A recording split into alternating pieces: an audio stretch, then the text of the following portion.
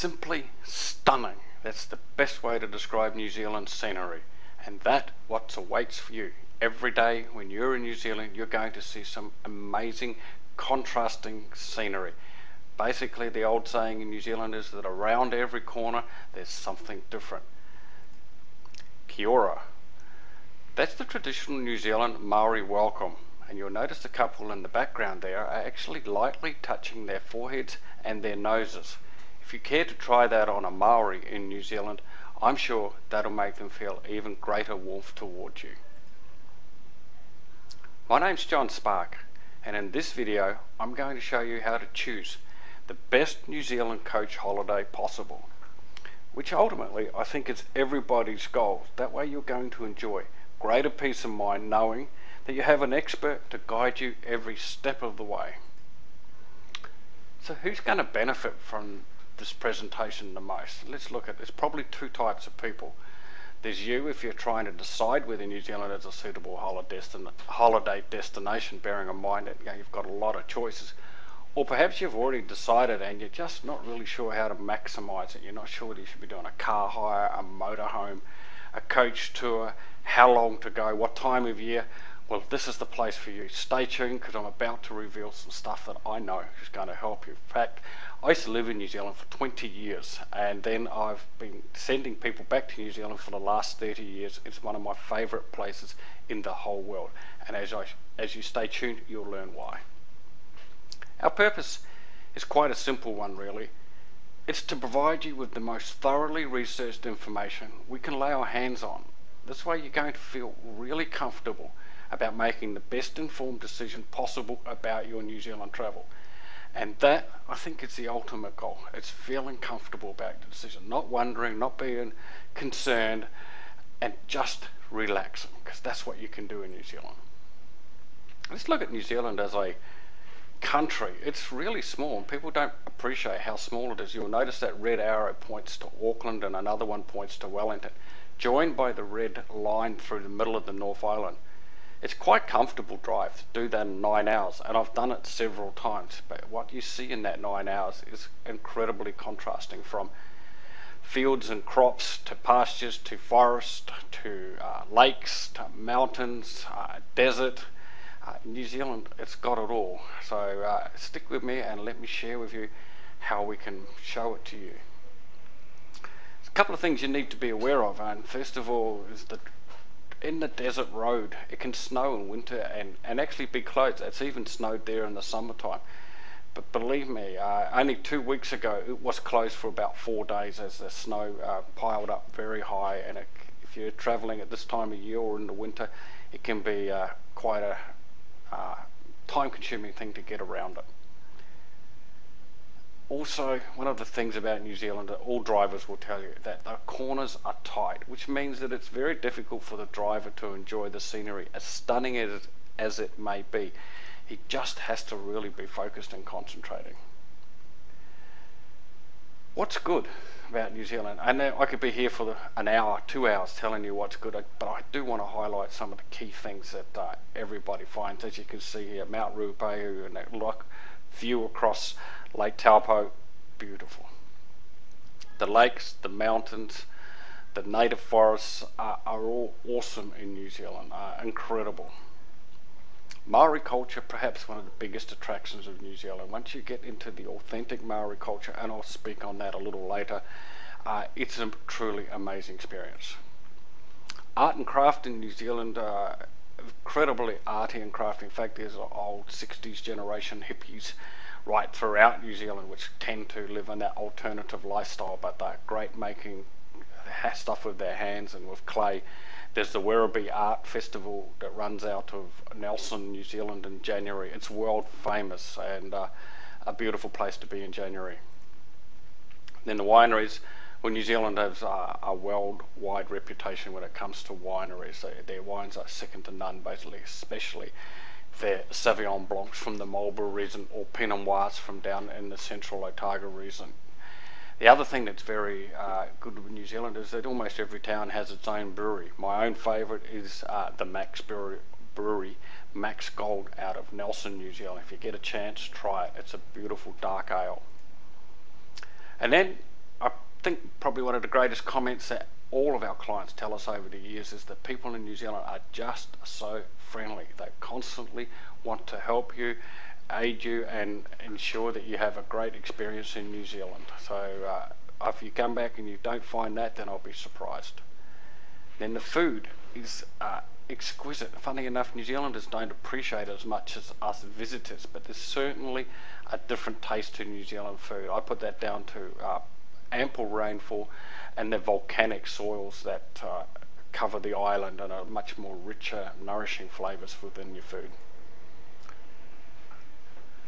So what can we cover here today that can help you? So let's go through a few things. First of all, one of the key things in New Zealand that people really stumble on is how long do I make my holiday? And really it's how long is a piece of string, but let me give you a couple of pointers.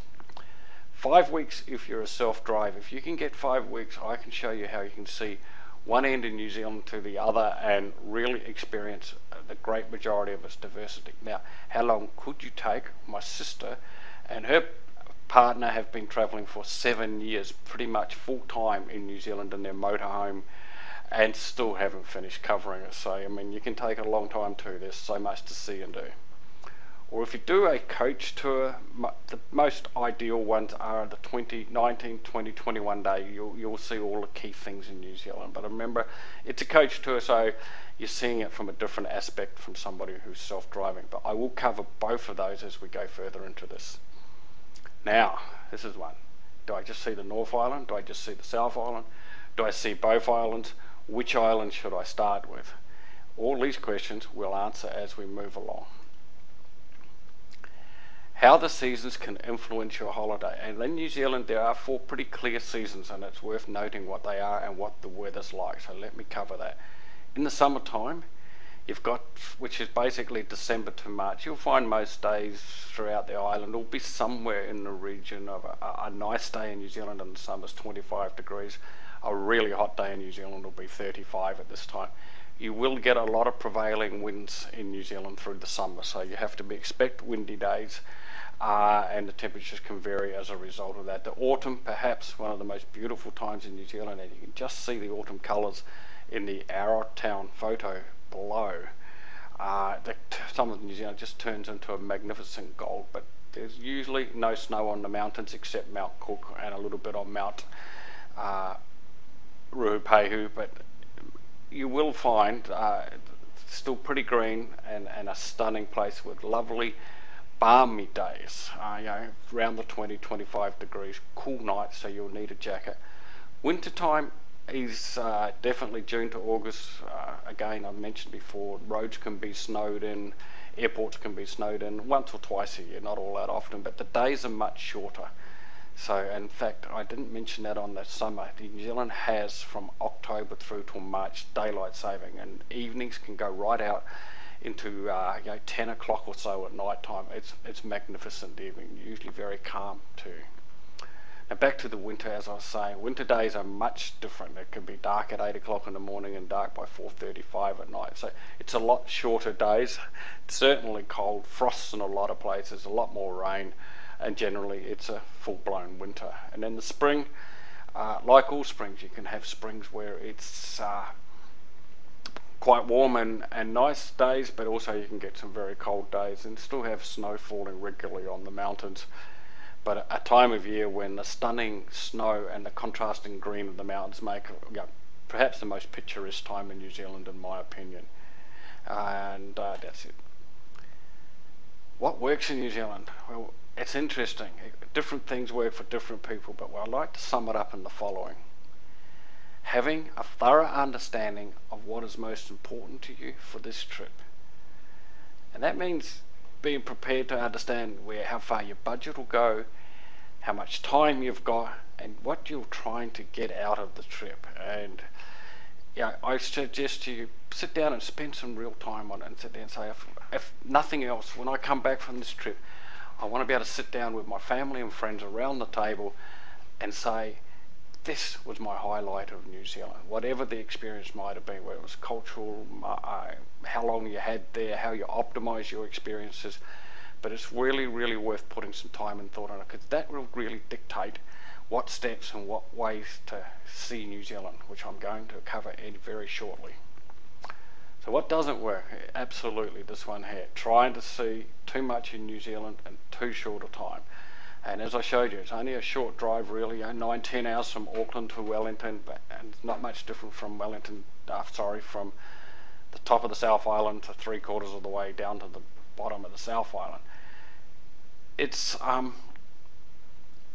shame if you have to go fast in New Zealand, because I can tell you, you'll be wanting to stop around every corner. There's a little town around every hill, and each of them has something unique and interesting that you'll want to spend time there. And as I highlighted, my sister's been doing this now for 8 years now, or 7 years, and still hasn't seen it all. So let that be a warning to you. Please, if you need to only got a short time, a week or 10 days, then look at just doing one island, or north or south, or one region. Could be around Auckland or Wellington, Christchurch or Queenstown, but whatever you do, don't try and see too much at once. It's much better to go back. There's 3 ways to see New Zealand. Most people do either motorhome, car hire, or coach tour. I'm about to discuss with you now the good points, the bad points, or the bad points first, the good points in general, and then I'm going to give you a tip on each one. So this is where we get into the meat and potatoes of what it's all about. As I mentioned, I'm going to mention 4 little known secrets. But by the time I finish this presentation, you will have some great tips no matter what choices you make when it comes to New Zealand. I promise you that. Possible drawbacks of car hire, we're going to cover that first, and these are in general, but they certainly are applicable. It can be stressful on the driver as high concentration was needed. As I said, around every corner in New Zealand is something more majestic than what was on the other side of it. The roads are tight. There are a lot of drivers in New Zealand who come from other countries who have completely different roads, and frankly, their driving is not that good at time. There's one-way bridges in New Zealand, which means that you can only approach them from one way. Now, of course, some drivers confuse that with who's got right of way and who hasn't. So please be aware of that. When it comes to car hire, the driver will not get the same experiences as the passengers. And you often feel rushed due to the fact that there's so much to see and do that you didn't realise when you were doing your planning. It's impossible, frankly impossible, to tell you and show you everything that might interest you. You're going to find things there that interest you that you didn't even realise were there, and I couldn't have explained, because as you developed your trip, as your interests develop and your feelings for the trip develop, you develop different ways of looking at things. So please take that in mind. And budgets are much harder to adhere to for this very reason, because you want to stay longer, or you want to go earlier, or you need to get to another destination. Most people blow their budgets much quicker than they anticipate. Some good benefits to car hiring though, so it's not all one-sided, that's for sure. Car hiring is affordable. It can be very inexpensive, 40, 50, 60, 80 bucks a day, depending on who you choose to use. Usually good support for the bigger brand names like the Budgets and the Hertz type brands in New Zealand will have offices right throughout New Zealand, so if you have any issues, you've got somebody to fall back on. And you set your own pace and timetable, which a lot of people like that, and it's very important to them. And if that's you, then that's fine, you can do that. My inside tip when hiring a car is get a 4x4 with a diesel motor, as you'll get superior view. You're higher up off the road, and you can look over the fences. There's a lot of growth in New Zealand beside the roads, and you just have that comfort and security of a better vehicle. And you can go, as you can see from the picture here, down some gravel roads, which there are a lot of in New Zealand, that take you to some incredibly interesting, beautiful places, and it just gives you what I call a lot more flexibility. And as a bonus tip, one of the things I strongly urge you to prepay your insurance for your car before you go there. Why I say that is that it's much more expensive to deal directly with the car hire companies than to have it in your own travel insurance before you go, so that's a valuable tip. Now, one of my favourite little places that's been severely impacted by that recent earthquake in January is Akaroa. As I mentioned, 75 kilometres from the centre of Christchurch. It's a stunning place with French and British settlement history, It's all been repaired from what I hear now since the earthquake, so it's safe to go there from that perspective. The amenities, the facilities are there. It's really, really stunning place, and you will never forget the view as you drive over the top of the hill and drive into Akaroa. So if you get a chance, put it on your list. Possible drawbacks of motorhomes. Let's look at the motorhomes now, and a great, very, very popular way to see New Zealand. A lot of people do this. It's confined space in a motorhome, and especially if there's more than two of you. I mean, it's look at your home and then imagine your kitchen, and you're pretty much going to be living in your kitchen for the length of your journey. And it can be particularly difficult for passengers because it's difficult to see forward, and you're really only looking out the sides and looking back with each thing, so keep that in mind. You don't have a guide to tell you about the area, the culture. It's easy to miss historic or other significant places, and really that's part of the experience in New Zealand. But I do believe that they're coming up with DVDs and the likes now, and headsets that will actually give you pre-recordings of this. So to a degree that one's being taken care of, but not as complete as if you had a guide, because you can't do the interaction with people. So often it's the stories that guides tell you that, in my opinion, really make the place. And the roads in New Zealand, as I mentioned before, they not only have they got a lot of corners, but they're very steep in places, and people driving bigger vehicles than what they used to. And bear in mind, they're bigger than Land Cruisers and the likes. Are wider, they're higher. It's nerve-wracking, and really, you're going on holiday to enjoy yourself, not to test how much your nerves can stand something. So keep that in mind. Benefits of a motorhome. Well, there's a number. They're all inclusive. Accommodation and transport. In other words, you're a bit like a snail. You've got your house on your back. There's a lot of places in New Zealand that you can pull up and park overnight beside rivers, at nice beaches, secluded lakes. So it gives you incredible flexibility there to really optimise and get up close with nature. It also ensures that you don't have accommodation booking issues, which can be a case at peak time in New Zealand, particularly in some of the smaller towns that you might have thought you wanted to stay in. It's not unusual to get there and find everybody's booked out, or the accommodation could be a little average. So it's great from that perspective. And as I said, we've already talked about this, you can pull up and stay where you like.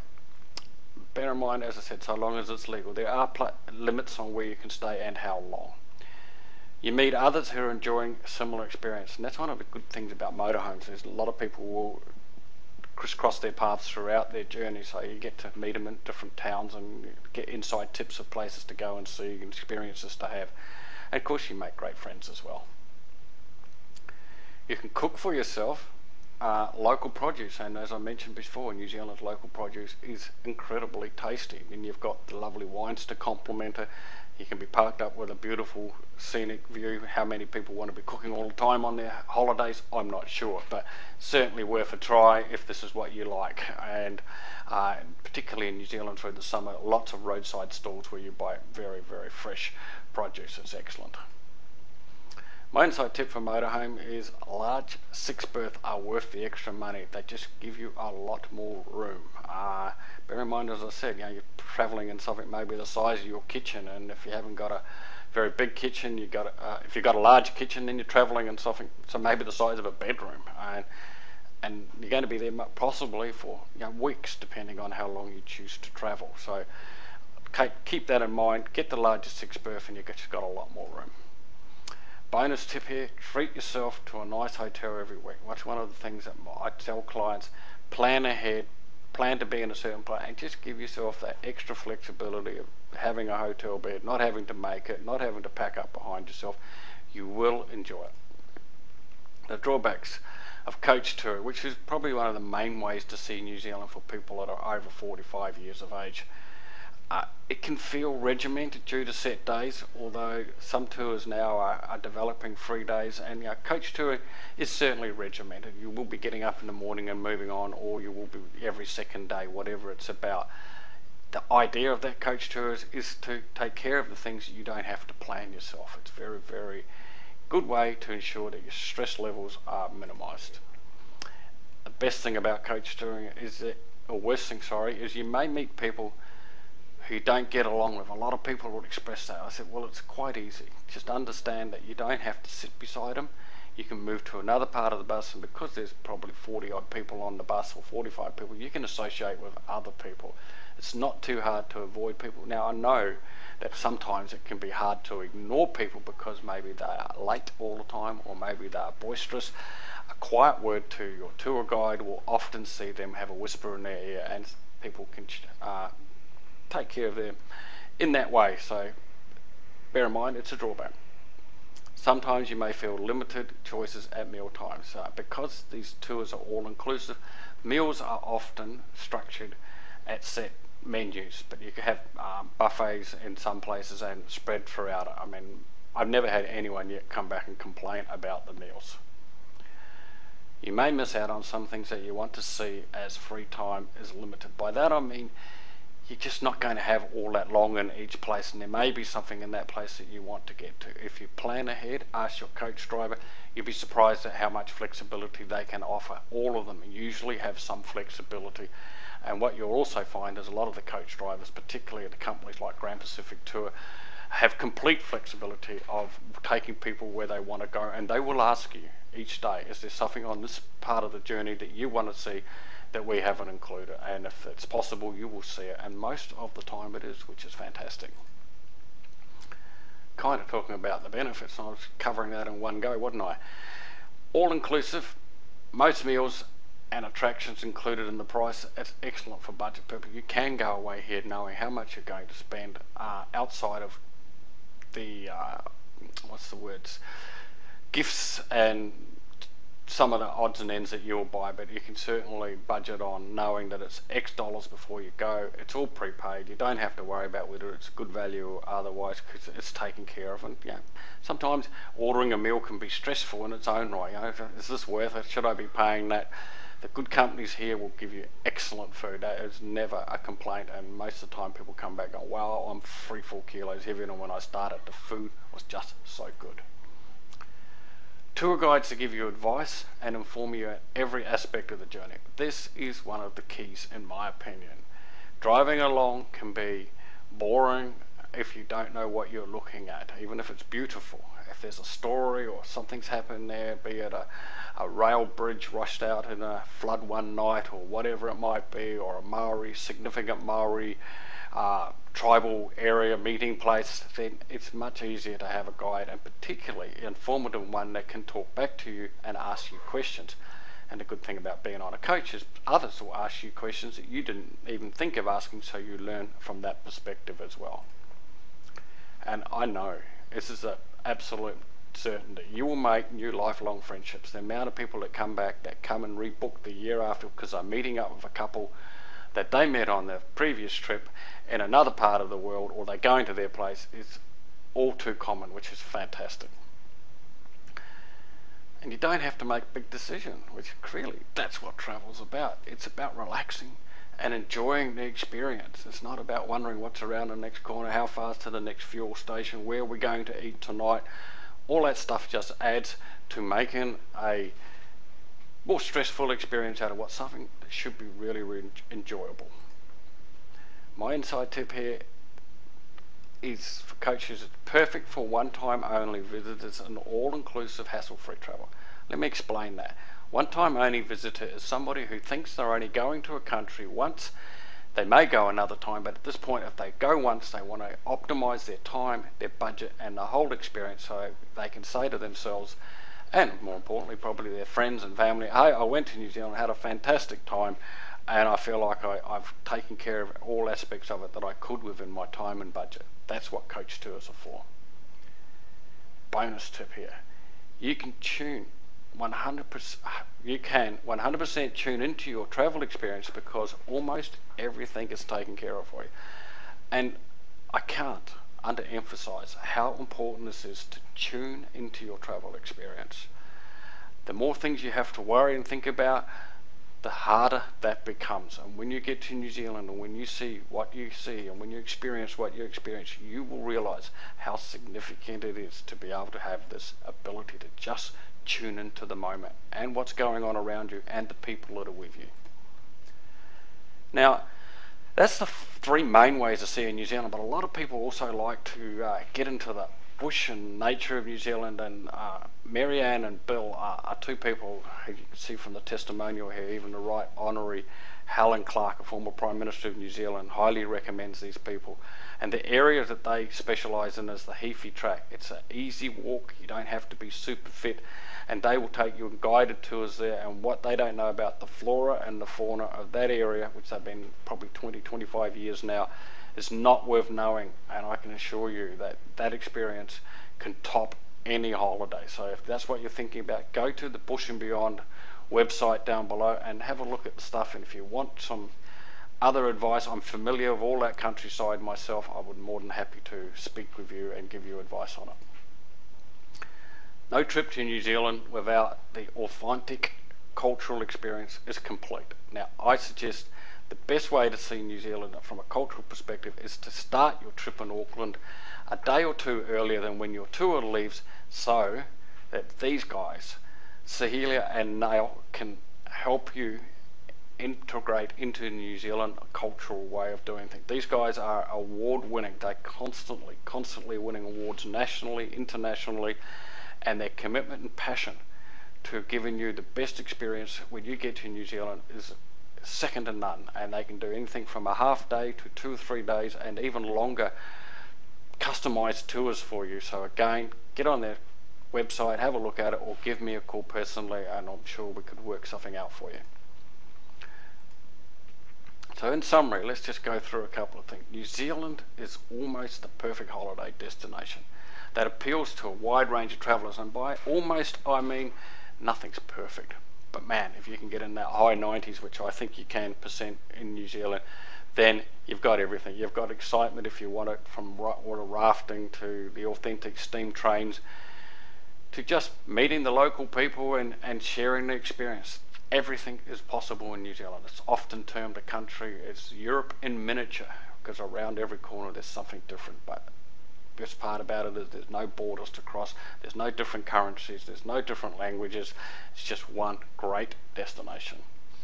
Now, of course, you can go off and do this yourself, and I've put a couple of websites up there. Tourism New Zealand, fantastic site to help you find things. Hertz Car Rental, Virgin Blue have deals, Air New Zealand, Qantas, Grand Pacific Tours, our favourite coach tour company.